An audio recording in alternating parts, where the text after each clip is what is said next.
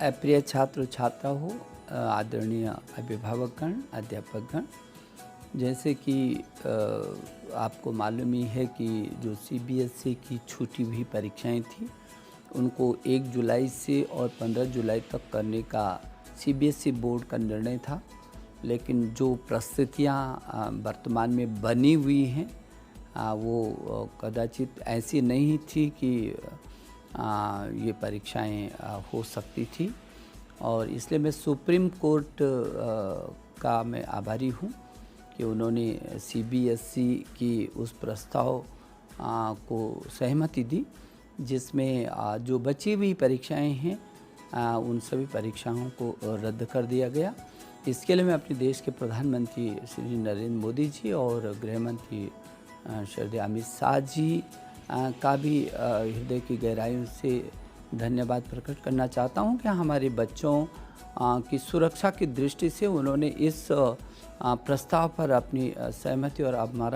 हमको अपना आशीर्वाद दिया है।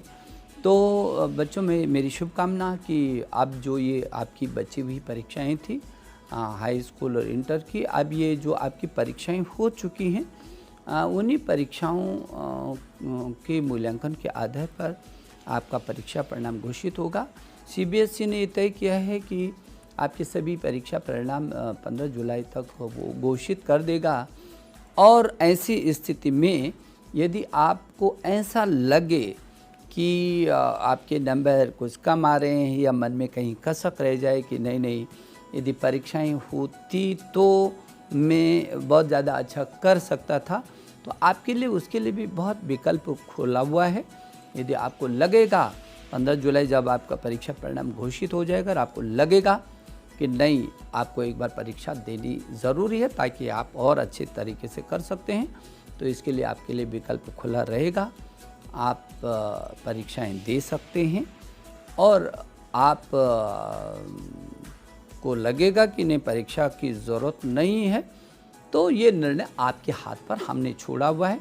मेरी आपको शुभकामनाएं कि आप अब बहुत मस्ती के साथ रहें और अपने भविष्य की तैयारियों को आप करें। लेकिन जो परीक्षा आगे देने का विकल्प होगा उन्हीं बच्चों को होगा जो ये छूटी हुई जो रद्द परीक्षाएं हुई हैं उन्हीं को होगा। यदि उनको लगता है कि उसके इस मूल्यांकन के आधार पर उसका रिजल्ट अच्छा नहीं है तो उसके लिए बहुत अच्छा है, आपके लिए एक अच्छा विकल्प हो जाएगा कि आप परीक्षा भी दे सकते हैं उन विषयों में। तो मेरी शुभकामना अभिभावकों को भी, क्योंकि आप भी काफ़ी तनाव में रहे होंगे इस बीच, अभिभावक हो, अध्यापकगण हो, छात्र हों, तो हम हमेशा आपके साथ हैं। हमारी पहली प्राथमिकता छात्र के जीवन की सुरक्षा है और उसके बाद शिक्षा है। मुझे भरोसा है कि ऑनलाइन, क्योंकि ऐसी परिस्थितियों में आप को हमने ऑनलाइन पर भी हम लाने की कोशिश की है और काफ़ी कोशिश कर रहे हैं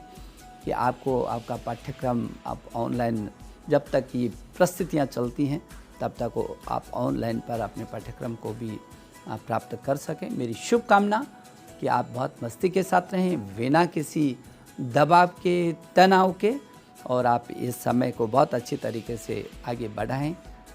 मेरी आपके अच्छे भविष्य के लिए शुभकामनाएं।